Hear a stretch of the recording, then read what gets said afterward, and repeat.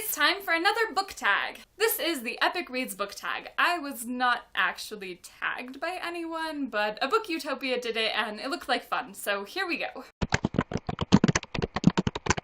Question 1. If you could invite one author and one of their fictional characters to tea, who would you invite and what would you serve? I'm assuming that since I have the power to invite a fictional character, I also have the power to bring an author back to life, so I am inviting my all-time favorite author, P.G. Wodehouse, and his protagonist, Bertie Wooster, of course. I would serve a classic English tea. Now, there's a lot of pressure on me because Bertie and Plum are both super British, and they're kind of foodies, but I'd serve like buttered toast and cucumber sandwiches and the best tea I could find, and we would have so much fun just talking about Shakespeare's propensity for stealing chickens and how to get Bertie out of his most recent engagement. It would be awesome. Question 2. What book do you wish the author would write a prequel for? I know this is kind of the expected answer, but I have to say Harry Potter. I would love a book about the Marauders, specifically about James. I feel like James gets a hard rap. The only time we really see him is through the point of view of his worst enemy. I mean, what if the only time we saw Harry was the time he used Sectum Sempra on Malfoy? I would also love to see James and Lily's love story. Question 3. Which two characters, not from the same book, do you think would make a good couple? I have to say David and Larkin. And that doesn't help you guys at all because those are OCs of mine and my friend Quinny. David is from my book Magicland, and Larkin is from Quinny's Clandestine series. Someday these books will be published, and then you guys will be like, oh yeah, they do make a super adorable couple. Oddly enough, both of these characters have canon love stories that I am fully invested in. But whenever we get them together for character building activities, they are just so cute together. Question 4. If you ran into your favorite author on the subway and only could say one sentence to them, who is it and what would it be? Hey Plum, how's the afterlife? This contingency is a highly remote one because Wodehouse is dead and I never read the subway. But if I did get to say one sentence to P.G. Wodehouse, I think it would be thank you. His books have gotten me through a lot of bouts of depression and his writing has really inspired me and he just always makes me smile. I have a lot to thank him for. Question 5. What book made you a reader and why? I grew up in a house full of books and I was always a bookworm. So I don't really have like one individual book. However, I have a few memories that kind of encapsulate my burgeonings of bookiness.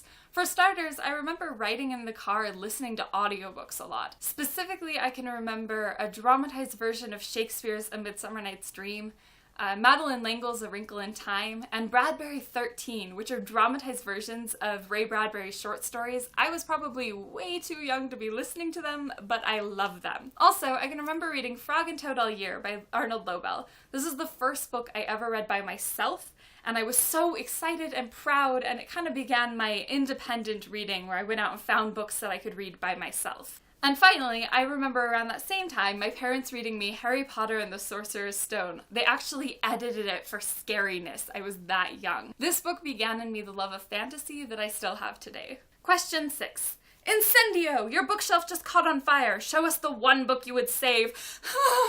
This would not be okay. But that said, I can't think of one specific book I would save. Most of them could be replaced. I don't have any advanced reader's copies or any really special signed copies. Honestly, a lot of my books could probably benefit from being replaced. Question 7. Which dystopian world would you want to live in if you had to choose one? Why? I hate dystopian worlds so much that I don't even like reading dystopian books. I find them depressing. That said, if I had to choose, this is gonna sound really bad, especially considering how callous I was to my own bookshelf catching on fire, but I think I would say the Fahrenheit 451 world.